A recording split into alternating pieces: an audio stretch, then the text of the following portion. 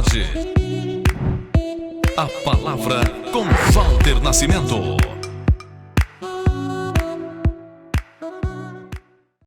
Olá, sejam muito bem-vindos ao podcast A Palavra Pode. Eu sou o pastor Walter Nascimento e criei esse canal para levar até você o poder de Deus através de conversa, através de entrevista, e o tema desse episódio é missões. Eu quero ler para você aqui no Evangelho de Mateus, no capítulo 28, no versículo 19, que diz o seguinte: portanto, ide, fazei discípulos de todas as nações, batizando-os em nome do Pai, e do Filho, e do Espírito Santo, ensinando-os a observar todas as coisas que eu vos tenho ordenado. E eis que estou convosco todos os dias, até a consumação do século. Nesse episódio, nós estamos recebendo aqui a nossa irmã, que foi missionária da Igreja Universal do Reino de Deus por muitos anos e passou por diversos países. Missionária Euly, muito obrigado pela sua presença. Eu que agradeço essa oportunidade, né? Porque ela é única, nem sempre nós vemos pessoas que se interessem por nossas experiências dessa forma. Então, eu agradeço muito por estar aqui. Amém. Irmão, eu queria que a irmã começasse falando um pouco de você. Você sempre foi cristã evangélica. Como foi sua infância? Então, eu entrei na igreja, eu tinha 14 anos, né? Eu comecei uma outra denominação, mas ali eu não me identifiquei. E eu fui convidada a participar do grupo jovem na Igreja Universal. E ali eu comecei a ter os meus ensinamentos da fé e conhecer sobre o Senhor Jesus. Porque foi ali que eu tive a minha experiência com Deus, foi ali que eu fui batizada com o Espírito Santo, foi ali que eu recebi o chamado também.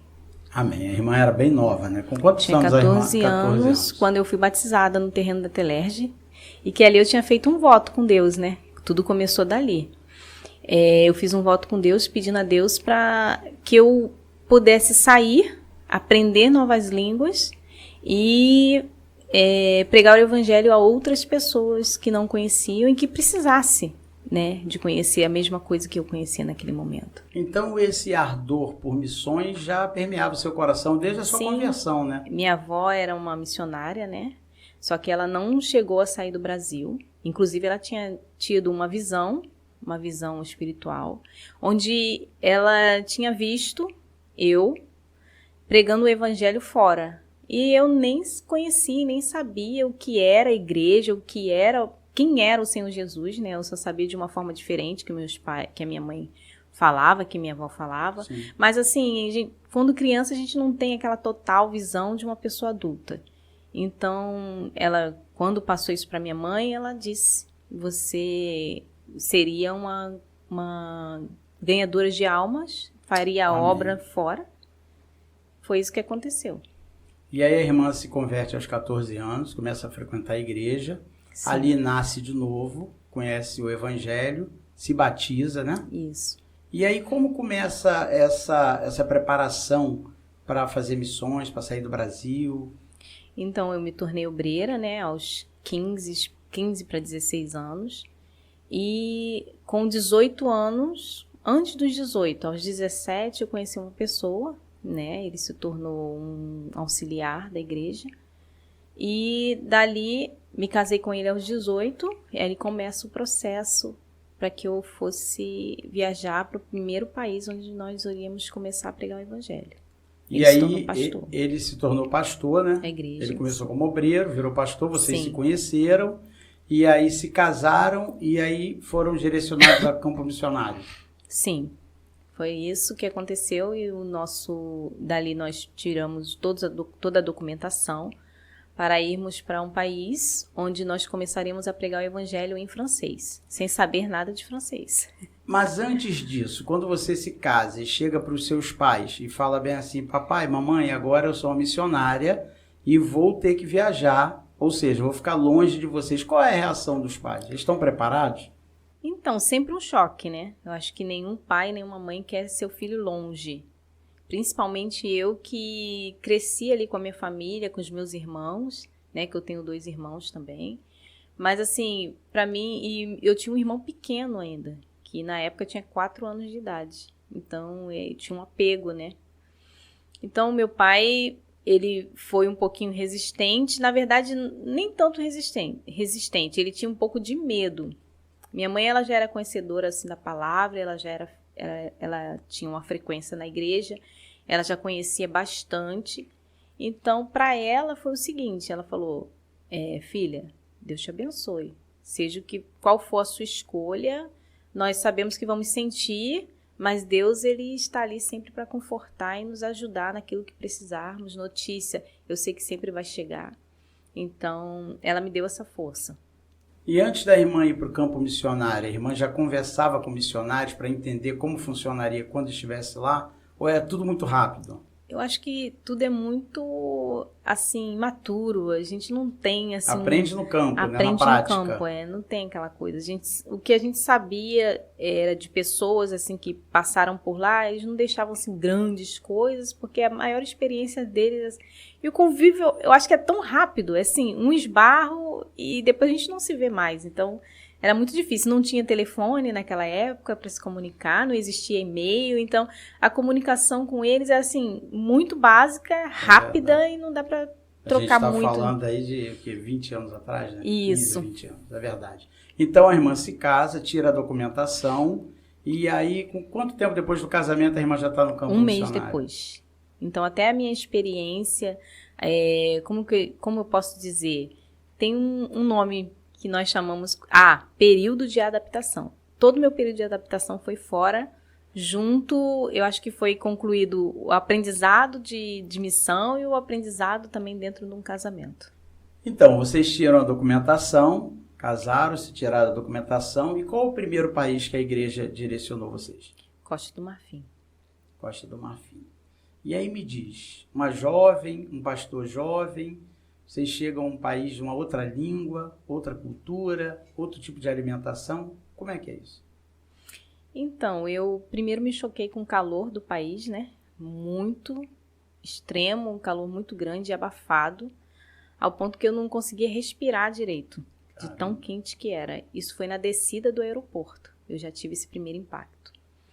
E ao chegar no país, eu me deparei com pessoas que comiam com as mãos, né? Que aquilo ali era um choque. Imagina. E sem contar que o povo muçulmano parava em qualquer horário, assim, para ter o seu tipo de... As orações, né? Que eles paravam. E aquilo ali era diferente para mim. No Brasil, nós não tínhamos costumes de ver isso, né? Em qualquer canto, em qualquer horário. E aquela perseguição também que tinha, eu lembro, com o povo cristão, né? Que entrava na igreja, isso é mais para frente, que depois, já conhecendo a igreja, eu pude ver o confronto que o povo tinha.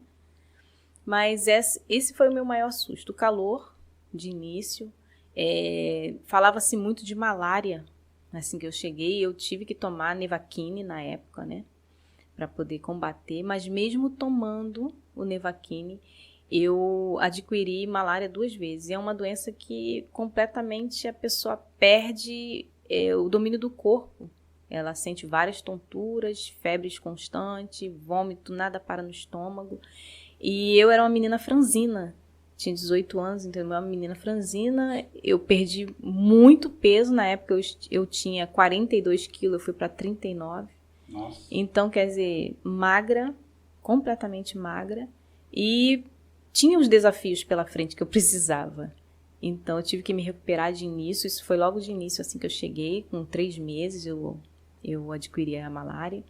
E se acostumar também com o país quente, usando as roupas, né, cristã que nós usamos. E tendo que ir à igreja, né? Tendo que ir à igreja, ainda que tinha um transporte, né, que nos direcionasse até o lugar. Era sempre muito quente o local, o caminho. Então, foi desafiador. A igreja naquela época não contava ainda com ar-condicionado, né? Não tinha. Tava Era tudo muito ventiladores. no início, né? E nem a malária, irmã, te deu assim uma vontade de, meu Deus, vou voltar para o Brasil, eu vim para cá para fazer a obra, agora estou doente. No início a gente sente muita falta dos pais, né? Muito, porque a minha família era tudo que eu tinha, a minha base. Né? Eu não deixei para trás riqueza, deixei riquezas que eu diga financeira, mas a família também é uma riqueza, né? Então, tudo que eu tinha era minha família, então eu deixei ali. Eu deixei para construir a vida com uma pessoa que eu não conhecia, né? Na verdade, eu namorei, noivei tudo, mas eu acho que o conhecimento da pessoa só vem depois. No dia a dia, né? No dia a dia, no convívio. Então, isso tudo também para mim foi desafiador, ter que conhecer aquela pessoa, saber os costumes dela de comida e como ela costumava viver a vida dela, o dia a dia, como ela acordava até o horário dela dormir. Até porque, assim, ele passava mais tempo dentro da igreja, né, como auxiliar, aprendendo a língua também. E pra gente era dentro de casa, levávamos comida para os nossos maridos, né? Então, teve toda essa parte que foi desafiadora, e depois começou a parte de eu ir à igreja. Mas antes disso eu precisei, como eu falei, me recuperar, né? Eu me recuperei daquela doença que levou quase um mês, né, para eu me recuperar. Depois comecei a ir frequentar a igreja. E nisso que eu frequentei a igreja, comecei a conhecer as histórias das pessoas. Porque ali tinha várias histórias. Você tinha o apoio de outras esposas, né? Sim. Porque vocês missionários, quando vão para outro país, geralmente ficam até juntos, Moramos né? juntos. E aí as outras esposas, uma vai apoiando a outra, ensinando Isso. a cultura, ensinando a língua. E aí a irmã começa a frequentar de fato a igreja e começa a fazer missão. E aí, como é que é? Então, eu comecei a conhecer ali histórias de pessoas que eles eram de outra religião e acabam conhecendo o Deus verdadeiro. E eles fazem uma decisão. Eu preciso largar tudo, porque é isso que eu quero para minha vida, eu quero a salvação.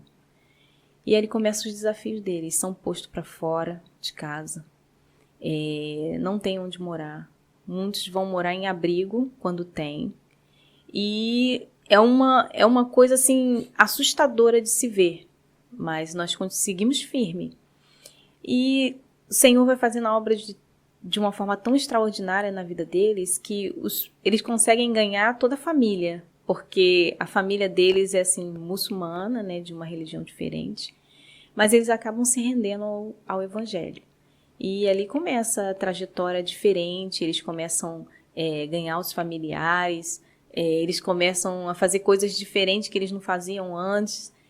Se libertar de algumas tradições absurdas, né? Que muitas das vezes exigem dele um sacrifício que nosso Deus não aceita, né? É isso. O problema das religiões são as tradições, né? É difícil você romper tradição. Então, o que a irmã falava aí, na verdade, é que quando uma pessoa rompia uma tradição, a família via isso como algo ruim e por isso desprezava aquela pessoa, Isso, é verdade? Isso. O Senhor Jesus ele chegou a dizer que o profeta não tem honra na sua casa, porque quando ele pregou em Jerusalém, ele foi rejeitado. Então, isso é uma parte que o missionário passa no campo, né? E que outra experiência, irmã? Da alimentação, a irmã falou de comer com a mão. Como é que Tem foi uma isso? coisa também que me assustou bastante, porque aqui no Brasil nós temos muita facilidade de comprar roupas, né? Sim. Mas lá no início a obra realmente é um grande sacrifício. Eu passei a comprar roupas usadas. Isso trouxe bactérias horríveis, tanto para mim como para o pai da minha filha, né? Que isso assim nos assustou um pouco, mas foi necessário na época, porque nós estávamos começando e tudo é muito desafiador, tudo. Aquilo que você ganha não é o que vai dar condições para você comprar num supermercado. E os desafios começam. Alimentação, você não vai ter condições de comprar tudo que você quer. E eu aprendi a comer do jeito deles, né? É o nosso dia a dia aqui no Brasil também, né? Nem tudo que a gente quer, a gente consegue comprar. Quando a gente vai ao mercado, você aperta daqui, aperta Eu acho que dali. quando está num outro país é mais complicado, porque assim você precisa aprender de que forma aquilo vai ser feito. Então, acho que é mais desafiador ainda. O pastor e a esposa recebem uma ajuda de custo, ajuda de né? custo. Que é para você Sim. se manter lá e tal. A igreja cuida. Como eu falei, eu tive o desafio da doença, da malária. A igreja sempre vai cuidar de você, sempre vai te dar aquilo que você precisa não aquilo que você quer para uma ostentação. Sim. Então, assim, para aquilo que você precisa, eles vão te dar, eles vão te ajudar em todas as áreas que você precisa. Até mesmo de uma ajuda emocional, né? Tem sempre alguém que vai te acompanhar, que vai te ajudar. Então, para mim foi bom, porque hoje eu me tornei, ao longo do tempo, uma pessoa melhor, né? De ver as coisas do passado como experiência. E, assim, na questão da comida, eu lembro que eu passei a gostar tanto da comida que, às vezes, nem me importava tanto com a comida brasileira. E se eu pudesse comer todos os dias da comida ivoirienne, eu comeria comida ivoirienne. Alguma comida dos 5 países que a irmã passou, que hoje a irmã consegue fazer na sua casa, aqui no Brasil? Eu ainda não fiz na minha casa, mas eu já fiz antes. Assim, com amigas, né? A comida era chamada... É um amendoim com frango, que eu até esqueci o nome. Bate-se no liquidificador o amendoim e depois cozinha esse amendoim batido com tipo a água de amendoim junto com o frango. E ela é muito saborosa. Depois é feita uma papa e tem que se comer com a mão. Mas eu lembro que com minhas amigas eu comi com colher. Mas normalmente as pessoas comem com a mão. Então, na Costa do Marfim, vocês ficaram por quanto tempo? Fiquei 1 ano. 1 ano. E aí vem a nova missão. Como que acontece essa nova missão? O pastor chama, a direção da igreja chama? Nós recebemos uma ligação, né? Às vezes com antecedência, às vezes em cima da hora mesmo. E como nossas coisas é só aquilo que está na mala, né? Eu sempre procurava evitar de comprar muitas coisas para não ter excesso de bagagem, até porque não tem que pagar, né? Então eu sempre levava aquela quantidade de mala que era permitido no voo. E o bispo ou o pastor ligaria e falaria, hoje você vai para tal lugar, tá precisando de um pastor lá, e você vai ajudar o pastor que está lá, né? Tem uma igreja que precisa de pastor, então você vai fazer a obra lá. E isso foi em Madagascar. Nós saberíamos que iríamos viajar um dia antes da viagem. Da Costa do Marfim, então, vocês receberam o telefonema, olha, a partir de amanhã vocês vão para outro país e tal. E aí? Outra cultura? Completamente diferente, né? O povo de lá tem costumes completamente diferentes. Nós não vimos tantos religiosos como o povo da Costa do Marfim, que para todo lado eles estavam, né? Mas lá o povo é católico e uma pequena parte cristã. Cristã evangélica. Cristã evangélica. Então, ali nós começamos outros desafios, porque eles também tinham suas tradições, suas religiões, né, costumes deles também. Sim. De feitiçaria, algumas coisas macabras, né, eles tinham também. Coisas que falaram até que tinha na Costa do Marfim, mas lá eu vi muito mais. Era muito mais aberto, né, ao ponto de uma dessas religiões falar para uma menina que para ela se livrar daquela doença ela precisava dormir com ele, ter um ato sexual para que ela fosse livre daquela doença. Então, assim, não que não tivesse no nosso país, mas para mim era o primeiro contato de ouvir aquilo. Então, eu choquei, falei, nossa, como que é possível, né? E as tradições que eles tinham, que eram muitas. E a língua? Qual é a língua falada? Francês também. Então você já não teve tanta dificuldade, porque ficou 1 ano num país primeiro que falava francês. Sim. E as maiores dificuldades desse país aí, além você falou aí da alimentação, né? Da alimentação desse país, qual é a alimentação? Come com a mão também? Não, lá eles comem normal, como nós comemos, sendo que eles têm uma alimentação bem diferente. Eles comem folha de mandioca com a carne que é normal, sendo que o gosto é muito forte. Então, se nós parássemos, por exemplo, se viéssemos para a capital, participar de uma reunião, nessa reunião nós tínhamos eram 8 horas de viagem dentro de uma van. Sim. Então, quando nós chegávamos, nós precisávamos parar em algum lugar. Para comer. E a comida realmente era deles. A comida era deles, não era nossa. Não era o tipo de comida que nós comíamos. Esses restaurantes eram completamente sujos. Muito, muito, extremamente sujo. E o arroz que eles faziam era queimado. E a água era uma entrada, era uma sopinha. Só que eu não conseguia tomar essa sopa antes da comida. Então eu sempre deixava ela de lado. E a única coisa boa que tinha, que eu lembro, era a carne que eles faziam. O restante não tinha como. Então muitas das vezes eu levava a marmita dentro da bolsa ao ponto... Coisas leves que não poderiam estragar. Como biscoito, sanduíche, eu preparava da minha casa. Para não precisar comer, porque realmente a comida era um gosto muito forte, o ambiente não era legal. Mas o biscoito, o sanduíche, você tinha acesso a mercado lá, coisas Tinha. como do Brasil? Tinha restaurantes, tinha mercados muito bons. E aí você conseguia comer mais ou menos, pelo menos o lanche, mais ou menos parecido com o que a gente come aqui. Sim, até a comida eu conseguia fazer como a nossa mesmo. Todos os países que eu passei, eu consegui cozinhar a comida brasileira. Entendi. Só que existiam a saída, né? A saída, você precisava parar de algum lugar. Então... E sendo mulher de um pastor, né? O pastor absorve muito problema. Sim. Ele tem que pastorear, ele tem que aconselhar, ele precisa orar, e ele sabe de muita coisa. Uhum. Ele compartilhava com você coisas que só pastores compartilham? Quais são as maiores dores desses povos? Então, eu acredito que a maioria deles o problema é familiar. Muito problema na família. Assim, o pai que, por exemplo, lá tinha essa questão de a irmã e o irmão que conviviam na mesma casa que não se falava, ou a pai que batia na mãe, a mãe que era... Em Madagascar mesmo, as mulheres tinham uma força muito grande dentro de casa. Então, elas que dominavam a casa delas. Os homens, eles tinham voz e não podiam falar. É assim? E assim, em Madagascar sempre foi assim. Agora, hoje eu não sei, porque já se passaram muitos anos e as pessoas foram mudando suas mentes, né? Mas, assim, as mulheres tinham uma força muito grande. Para elas, era ela que mandava, ainda que ela não recebesse o mesmo valor do dinheiro, elas dominavam tudo. Mas isso advém o quê? De uma religião, de uma cultura? É uma cultura deles. Acredito que seja uma cultura, a mulher é mais forte. Então, assim, os filhos tinham muitos problemas, os irmãos tinham muito problema de lidar com a irmã ou irmão. A irmã era mais forte. A mãe era mais forte do que o pai. Então, assim, dominar essa situação, tentar pregar de uma forma da forma que o Senhor Jesus deixou sobre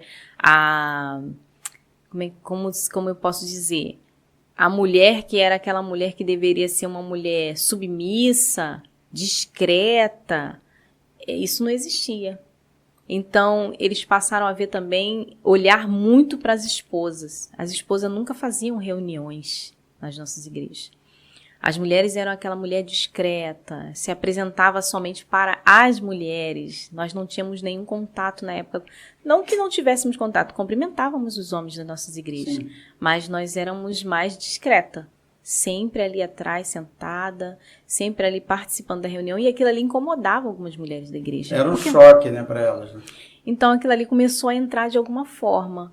E algumas mulheres nós vimos que elas sabiam falar, muitas nós tínhamos que falar, espera, né? Agora não é o momento. Às vezes vinham a um gabinete como eu vou dizer, elas vinham buscar conselho, um gabinete de conselho com o pastor, e o pastor chamava a esposa e a esposa, ela só ouvia. Ela só estava ali mesmo porque era uma mulher que estava falando.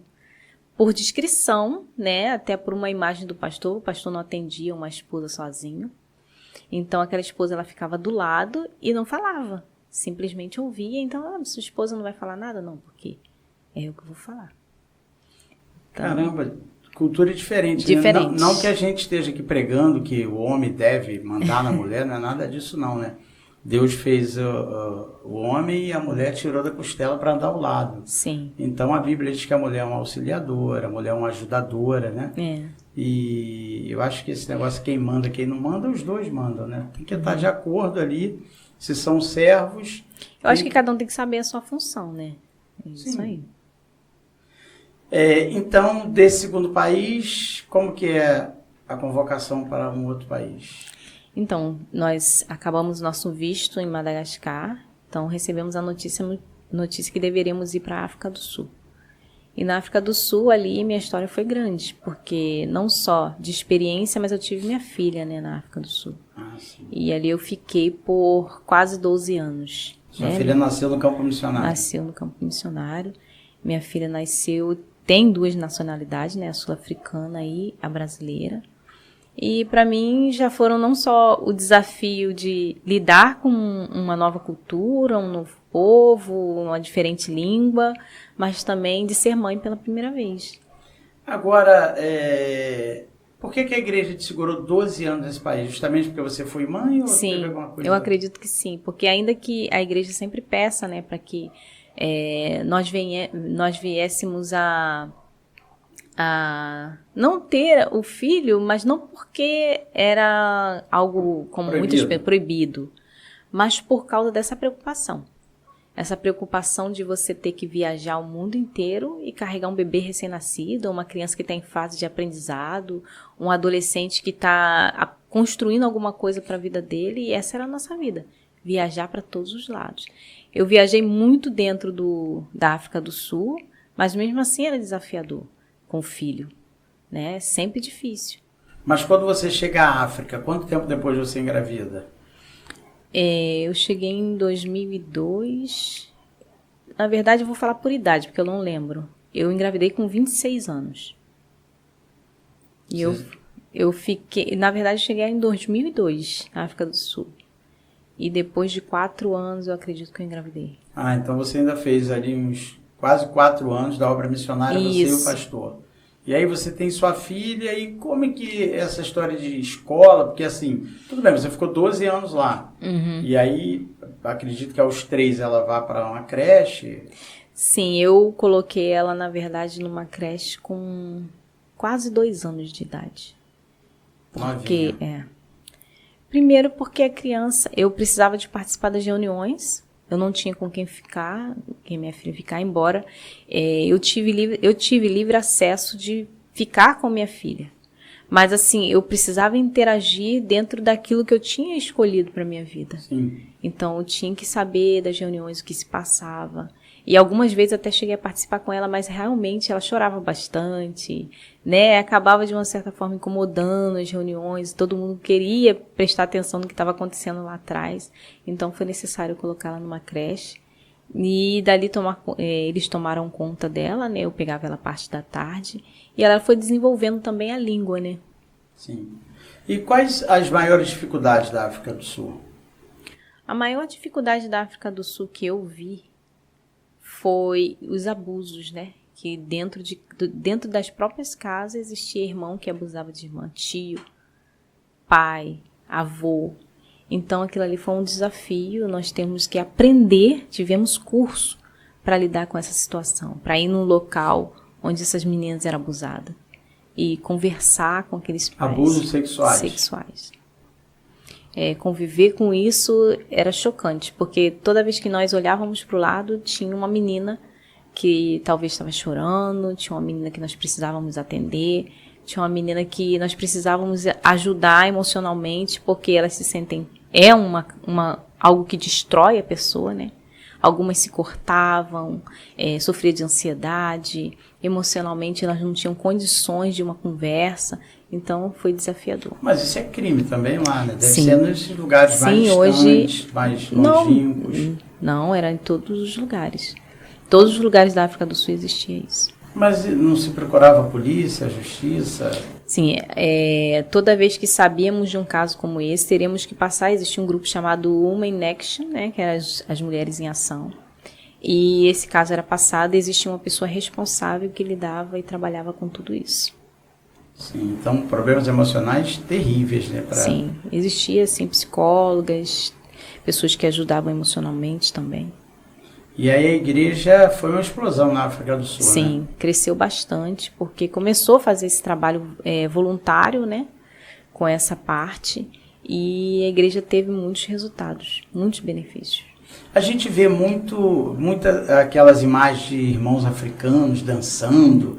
Eles são felizes assim? Porque é uma felicidade. Então, isso foi uma das coisas assim, que me animou, ao mesmo tempo me assustou um pouco, a chegada da África do Sul. Porque, assim, eles vinham dançar e ninguém tinha chamado eles para dançar. Mesmo com tanta Com dificuldade. tanta dificuldade, com tantos problemas. Existiam pessoas ali que muitas das vezes vinham à igreja e elas não tinham o que comer em casa. Mas elas dançavam mesmo, dançavam alegremente, dançavam livres. Então, isso foi o que fez nós pensávamos muito sempre na questão de você tem um problema, mas ela tem um maior do que o seu. Então vamos dançar também. Que bacana. Então isso era legal. Foi muito assim importante para minha vida isso. Agora, irmã, eu queria saber na parte de milagres, né? O Senhor Jesus, ele nos vocaciona. Eu li aqui no Evangelho de Mateus 28, ele mandando ir fazer discípulos. E ele chegou até a dizer que ele não ia limitar o poder de Deus, que nós faríamos obras maiores que as dele, porque o ministério dele durou de 30 a 33 anos. Foram 3 anos de ministério, onde ele fez todos aqueles milagres que nós conhecemos. Quais os milagres que a irmã presenciou, assim, milagres que saltam aos olhos, que a irmã fala, caramba, esse foi poderoso? Então, eu vi vários milagres, né? Muitos milagres mesmo. Mas um que me chamou a atenção, que eu tive a oportunidade de ver, foi uma vez que o pai da minha filha foi visitar um menino que já estava morto, na verdade. A mãe seguiu na fé, ela falou, pastor, o senhor pode vir à minha casa? Porque meu filho... Ela não falou que ele estava morto. Ela falou que ele estava deitado e muito mal. Mas ele já estava morto, na verdade. Caramba. E há algumas horas, né? Ele estava gelado. Tudo que uma pessoa morta não tinha, já estava sem aparência de vida. Era um adolescente? Acho que ele tinha na fase de uns 8 anos de idade. Eu não cheguei a perguntar. Ele estava morto. Ele sofria de uma doença, na verdade, que eu também não entendi qual era a doença. Mas eu sei que ele estava morto há algumas horas. E o pai da minha filha, ele falou assim... Na verdade, o caso dela foi um pouco parecido com o da viúva, que perdeu o filho e dizia, tá tudo bem. Viúva de Naim? Ela dizia, tá tudo bem. Ela falou assim, pastor, ele tá muito mal. Mas quando olhou para ele, tocou nos pulsos, viu que ele já estava morto. E aí? Então ele falou assim, eu vou fazer com a senhora aquilo que eu sei que biblicamente eu tenho respaldo para fazer. Aí ele falou, e como a senhora conhece o Senhor Jesus da mesma forma que eu conheço, nós sabemos que nada é impossível para Deus. Amém. Então, ele deitou em cima daquela criança, aquela criança empurrou ele, porque já estava com falta de ar, porque era um peso, né, sobre ele. Então, aquela criança ressuscitou e a mãe começou a chorar. Ela falou assim, eu sabia que Deus não iria me faltar. E a criança pediu água, né? Pediu água, mamãe, me dá água que eu preciso de água, vocês estão pesando muito a minha barriga. Então aquilo ali... A Bíblia chega a dizer que a sombra do apóstolo Paulo curava, né? Curava. Tamanha intimidade e proximidade que ele tinha Sim. com Deus, através do Senhor Jesus. Então, quando a gente fala de deitar em cima, é como se você estivesse transferindo vida, né? Vida. E aí a vida veio sobre aquela criança. Veio. E deve ter sido um boom para a igreja, Já né? vi muitos paralíticos. Eu, por exemplo, eu tive uma doença em Maurício chamada elefantíase. Ah, vamos chegar a Maurício. Então, passam-se 12 anos. Isso. Vocês estão na África. Isso. E aí recebem de novo um chamado. E aí? Então, aí nós fomos para Maurício. Nosso visto não tinha acabado. Nós tínhamos prazo ainda bem longo em Madagascar, África do Sul. Sendo que Maurício precisava-se muito, porque a cada vez que um pastor saísse para ir para uma reunião, alguém tinha que ficar naquele país porque ele era sozinho, e tinha acho que 2 auxiliares só na época. Então nós precisávamos ir. Era uma igreja só então? Era uma igreja na época, mas ao passar do tempo, abriu-se mais igrejas, né? Qual é a língua falada? Lá é francês e inglês, as duas. Então, chegando lá, a gente fez toda a documentação, teve a burocracia toda eles não aceitam entrar missionários, nós precisávamos entrar no país como se fôssemos turista. E nós entramos dessa forma e dali o Senhor foi trabalhando. Depois precisávamos aplicar para sermos um missionário, né, no país. E eles tentam colocar muitos problemas, porque eles não querem mais um pastor no país, né? Eles já tinham um pastor, na verdade. Ah, tá. Então, eles não queriam um segundo pastor. Então, Qual ali que começou a religião predominante? hinduísmo. É o hinduísmo e tem poucos católicos lá no país. Então agora a irmã e o pastor, vocês estão com uma filha de aproximadamente 8 anos de idade. Isso. E aí abandona a escola, estudou aí chega nesse país, e aí? Como é que é isso? Então, ali chegamos no país, fizemos todo o processo de documentação, aplicamos para ela que não, né, agora seríamos 3, né? Não era mais só 2. Sim. Seríamos 3. Então, precisou aplicar para ele, né? Eu era dependente dele, assim como minha filha também. Então, sempre rejeitando, eles falam, não dá. Entramos em propósito, em jejum, em oração, começamos uma corrente forte, oração no altar, oração de madrugada, e pedindo a Deus, como não é possível, nós precisamos fazer a tua obra, nós não podemos voltar para o país, nós viemos para cá porque o Senhor mandou. Então, Deus abriu as portas e nós conseguimos mais um visto. E ficamos lá por 4 anos. Mas antes, nesse processo dos 4 anos, são outras coisas, outros desafios, diferentes de todos os países que já vivemos, né? Porque lá é um país com vários deuses, né? Não só aquela religião ou aquela religião. É um país com vários deuses que eles acreditam. Entendi. E aí como que a igreja oficial, de porta aberta, funciona normal? E como é que você consegue falar do teu Deus, que nós somos monoteístas num país plural, pluralista de muitos deuses? Como é que Isso, e cada semana nasce um, né? Um Deus que eles criam. Ah, é? Sim, cada semana tem um Deus diferente. Então, assim, falar do nosso Deus nunca foi um problema no país, porque, assim, embora eles eram da religião do hinduísmo, eles ouviam, alguns até vinham à igreja por cura, né? Porque, na verdade, o povo, eles têm uma cultura, assim, muito suja, assim, na casa. Então, eles acabam ficando muito doentes. Eles têm muito problema de pele, feridas, chagas pelo corpo, problemas de respiração. Então, eles vêm à procura do nosso Deus, só que alguns deles não permanecem. Eles vêm, recebem um milagre e vão embora. Porque, mesmo assim, recebendo milagre? Eles partem, eles vão embora. Porque na cabeça deles é assim, a minha infância toda eu vivi o hinduísmo. A minha infância toda eu fui criada por... É a tradição que nós falávamos, né?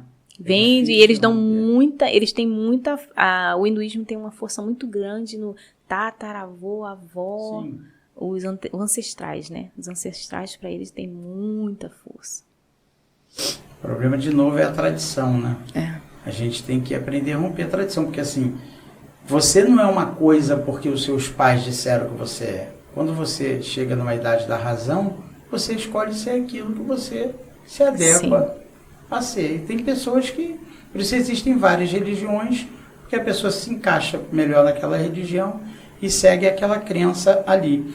Então vocês ali desenvolvem o trabalho, sua filha chega a estudar ali também? Ou... Sim, para ela até foi bem, não vou dizer assim fácil, mas foi mais confortável estudar na África, em Maurícios, porque eles falavam 2 línguas, né? E o inglês era o que mais predominava nas escolas, né? O francês era muito na igreja, assim, algumas pessoas misturavam, até porque o dialeto deles era francês misturado com a língua deles, então eles entendiam muito bem o francês. E minha filha teve essa facilidade de ir para uma escola porque toda a matéria dela escolar era falada em inglês. Só mesmo o francês, que era como matéria diferente para ela, que ela precisava aprender. E também tinha algumas coisas, conversa com os amigos, que aí é só na língua local do país, né?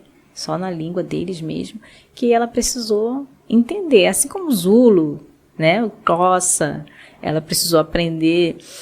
Na escolinha que ela estudava, tinha crianças que falavam africâns, que era África do Sul. Então, tudo isso para ela foi desafiador. Muita miséria nesse país, irmão? Maurício não.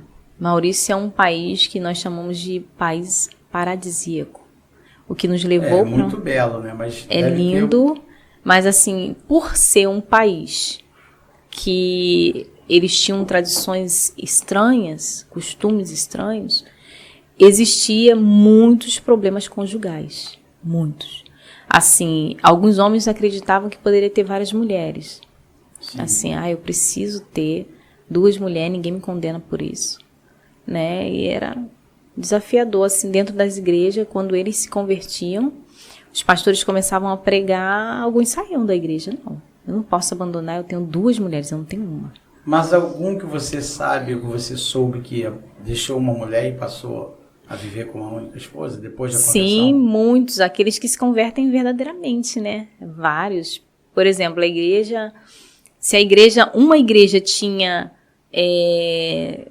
600 pessoas, por exemplo, dentro de uma igreja, vamos dizer assim que 70% daqueles homens acabam abandonando aquelas mulheres e vivendo uma vida com Deus. Entendi. E nesse país vocês ficam por quanto tempo? Esse país eu fiquei por 4 anos.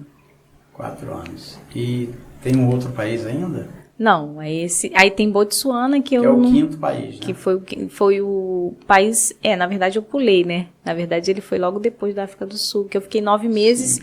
Assim, a obra foi feita normal, assim como todos os outros países, e eu não tive tanta coisas assim como eu vou dizer, experiências neste país, porque assim, eu fiz uma obra mais como uniforme, atender o povo, coisas que eu já estava acostumada a fazer. Esses foram 9 meses? Isso. Qual é a língua falada lá? Lá é inglês. Inglês, né? E a única coisa que eu vi de diferente é o índice de AIDS, né?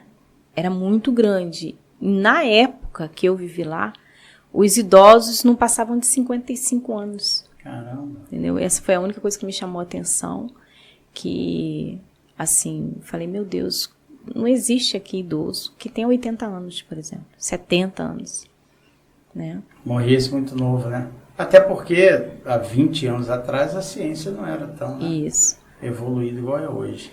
Mas em Maurício eu tive uma experiência com uma doença chamada elefantíase, né? Sim. Chamada elefantíase, e essa doença, ela foi cruel, porque eu recebi o resultado, eu precisava tomar uma vacina, na época eu cheguei a tomar uma, e na segunda, eu não estou dizendo para ninguém fazer isso, mas na segunda eu fiz um desafio comigo e Deus. Falei, Deus, eu não vim aqui para brincar, eu vim aqui para ser curada. Eu vim aqui para poder pregar cura. Amém. Eu vim aqui para pregar libertação. E como é que eu vou fazer isso, mesmo que eu saia daqui hoje, em outro país eu vá? Como que eu vou fazer isso hoje com uma doença tão maldita? Na época, eu não cheguei a falar com Deus, nem assim, porque tem gente que fala assim, não, eu preciso do sim e do não de Deus. Na época eu precisava do sim de Deus, e era importantíssimo adquirir o sim de Deus, porque eu precisava sair e continuar pregando o evangelho. E qual era o maior mal que essa doença lhe causava? As pernas, né? Elas ficam como um de elefante, bem grandes. Incham, né? Elas incham, ficam grandes. E eu falei assim, eu não posso. A causa? A irmã sabe a causa? Então, o que eles disseram foi que eu tinha comido uma carne, que no país é assim, eu esqueci até de falar isso, nos restaurantes eles servem a carne, mas eles têm muita raiva de preparar a carne, porque é o Deus deles, né? O boi é o Deus deles. Sim. Então, quer dizer, a gente ia para os países, nós comíamos a carne e elas eram completamente mal preparadas. Então, eu cheguei aí em um lugar, precisei parar naquele lugar para comer, fazer uma refeição. E o médico falou assim, você com certeza adquiriu isso comendo uma carne. Nossa. E ele falou com muita raiva, porque assim, o respeito que ele tem pelos bois, né, pelas vacas, é muito grande. E eu, naquela época, eu comia carne normal, sempre comi carne normal. A irmã adquiriu essa doença, toma vacina. Tomei uma vacina só. Eram quantas? Precisava tomar 3. 3. Aí na segunda você faz um voto a Deus. Isso, foi no fim de ano, numa vigília de virada, né, que normalmente se tem em todas as igrejas universal. Eu fiz um voto com Deus e falei, meu Deus, eu não aceito essa doença. Eu não aceito porque, assim, como que eu vou conseguir pregar aquilo que o Senhor me deu como boas novas se eu tiver um problema, eu vou parar. Isso vai me parar. Então, eu falei assim, então eu vou fazer o seguinte, eu vou fazer um novo teste, um novo exame, como se eu estivesse fazendo o exame pela primeira vez. O hospital que me deu o resultado era um hospital super bem falado no país. Super assim, de grande importância, né, para os mauricianos na época. Então eu fui para um outro hospital, também muito bom no país, bem falado, com médicos reconhecidos. Eu falei assim, eu vou fazer um novo exame. Aí eu fiz um novo exame de sangue. E esse exame de sangue falou assim, quem te falou que você teve essa doença? Eu falei assim, sim, foi no hospital tal. Ele falou assim, esse hospital, eles ficaram com dúvidas, porque esse hospital não iria cometer um erro desse. Não tem nada, é como se você nunca tivesse tido essa doença no seu sangue. Então eu falei assim, meu Deus, tudo isso foi para a honra e glória do seu nome. De verdade não precisei tomar comprimidos, remédio, fazer coisas mais profundas para saber onde estava o problema, porque Deus não permitiu nem que chegasse. Amém. Não tomou posse, né? Aquela coisa, se você está se doando, a gente cuida das coisas de Deus e Deus cuida das nossas coisas, é uma promessa, né? Então, aí desse país vocês retornam ao Brasil? Sim. Isso lá se vão quantos anos de campo missionário? Quase 20, né? 20 anos. 20 anos certinhos. E aí são chamados de volta para o Brasil? Fomos chamados para o templo, ficamos ali por Templo 6 de Salomão. meses. Ficamos lá por 6 meses. Servindo ao Senhor ali. Sim. E isso em São Paulo? Em São Paulo. Aí depois passa um tempo, o pai da sua filha morreu, faleceu, né? Sim. E a irmã hoje em dia... Eu sirvo a Deus no grupo de evangelismo, né? Que está sempre fazendo a obra com os anjos da madrugada, à noite, terça-feira. Hoje eu sou casada novamente. Né? A irmã conheceu o Davi, que está aqui com a gente no estúdio, né? E aí a irmã permanece na Igreja Universal do Reino de Deus, servindo ao Senhor Jesus. Sim. E agora faz missões aqui, né? Bairro a bairro, porta a porta, porque, na verdade, todos nós cristãos somos missionários, né? Sim. Uns são missionários transculturais, transnacionais, outros fazem missão no seu bairro, a gente faz missão na faculdade, no trabalho. Toda vez que a gente fala do Senhor Jesus, a gente está falando de missões, né? Sim, verdade. Agora, irmã, para quem está nos assistindo nesse momento, talvez um jovem, uma jovem, um senhor, uma senhora, que não consegue distinguir qual que é o seu chamado, porque hoje em dia a gente ouve muitas pessoas, eu vou ser missionária, quer ir para a Europa, né? Quer ir para países onde, né, a vida é mais tranquila e tal. Como que você sente esse chamado? É um ardor no coração? Como é que é isso? Então, quando eu senti, na verdade eu não senti, eu fiz um pedido a Deus, né? Foi uma oração sua. Foi uma oração, mas que na verdade o Senhor já tinha me separado, porque minha avó já tinha recebido, né, essa palavra. Já tinha uma promessa, ela tinha na verdade uma revelação do que Deus Eu tive vários livramentos na infância, né? Desde a infância, vários livramentos, minha mãe fala. Que eu acho que isso já era um propósito de Deus mesmo. Eu vir e fazer aquilo que Ele queria que eu fizesse. Eu acho que todo jovem que tem esse chamado não tem como correr. Alguma hora, essa voz vai pegar ela. Vai falar mais alto. Vai falar mais forte. Então, ela precisa ir. Ela precisa ir porque nós não sabemos o tempo em que o Senhor vai usar ela, mas necessariamente Ele sabe o tempo, Ele sabe a hora que vai usar aquela pessoa, Ele sabe aonde vai usar aquela pessoa. Então, não tem como aquela pessoa correr. Ela não consegue correr da voz de Deus. A voz de Deus, ela vai te encontrar onde você estiver. E hoje a irmã continua fazendo missões, a irmã falava aí de trabalhos, né, de madrugada? Sim, o Anjo da Madrugada, nós levamos aos carentes, às pessoas que desfavorecidas, né, que estão na rua, que dormem na rua, que não tem roupa, alimentação. Nós cuidamos dessas pessoas, nós levamos a palavra até ela. Né? Eu sou uma componente do grupo, na verdade. E a irmã sente saudade da época de missionária em outros países? Então, até isso eu acho que o Espírito Santo trabalha. Eu acho que a minha época de trabalho Foi muito importante, me ajudou muito a crescer como pessoa, a ser quem eu sou. Mas assim, eu acho que quando o Senhor também fala assim, o seu tempo foi, Ele te dá uma nova missão para você fazer, aquilo também você deixa para trás. Que há tempo para tudo, né? Que a palavra de Deus fala. O livro de Provérbios fala isso, né? Isso, há tempo para tudo. Então tem gente que fala, não, uma vez que você nasceu como pregador, como pastor, você vai ser para sempre. Eu acho que não existe isso para sempre. Existe sim, tempo de Deus. Na verdade, a irmã é missionária e vai ser missionária para sempre. É o que eu falava, todo cristão é um missionário, né? Sim, Quando sim, o Senhor também Jesus penso vocaciona aqui no capítulo 28 de Mateus, ele fala para todos, ide fazer discípulo de todas as nações, Isso. batizando em nome do Pai, do Filho e do Espírito Santo. O que crê e for batizado será salvo, o que não crê será condenado. Então, essa coisa de missão é para todo crente, para todo cristão, né? Também vejo assim. É que, óbvio, há chamados específicos, igual a irmã foi chamada, para ir para outras nações, para outros países, levar o evangelho a outras culturas. E graças a Deus, Deus guardou a irmã, né? Hoje a sua filha mora com você e com Davi, né? Sim. E o que ela comenta? Ela fala outros idiomas? O que ela lembra de tudo? Então, ela entende bem o francês, né? Mas ela fala corretamente o inglês. Perfeito.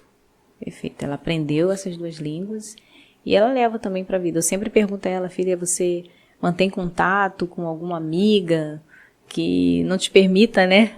Perder o inglês, porque ela fala realmente o nativo, aquilo que ela aprendeu na escola. E não como eu aprendi a língua com o povo, né? Tem coisa que eu vou saber falar, tem coisa que ela vai saber falar que eu não sei, mas isso é o diferenciado dela. Então, a Bíblia diz, ensina a criança no caminho que deve andar, porque quando crescer, não se desviará dele. A sua filha traz também essa veia missionária? Então, ela hoje tem um desejo de ser obreira, né? Ela faz parte do grupo jovem, como um dia eu fiz. E ela tem essa consciência de ter o Senhor Jesus como prioridade. Como um dia eu ensinei, como um dia ela aprendeu, né? Não só comigo, mas todo o berço da igreja ensina isso, porque dentro da escolinha, conversa com os amigos, dentro do grupo jovem. Então, isso é dentro dela. Ela sabe que se ela não tiver o Senhor Jesus como prioridade, nada na vida dela funciona.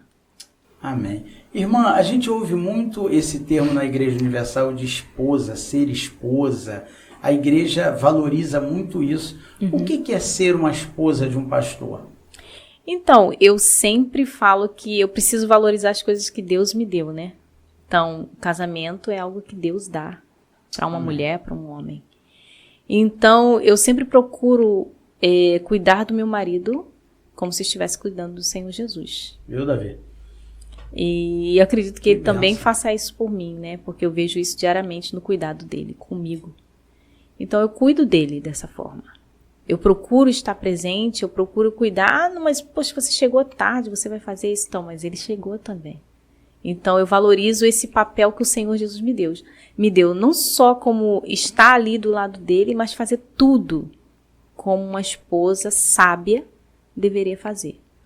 Assim, às vezes eu estou num ambiente, ele está com os amigos, eu procuro ser discreta.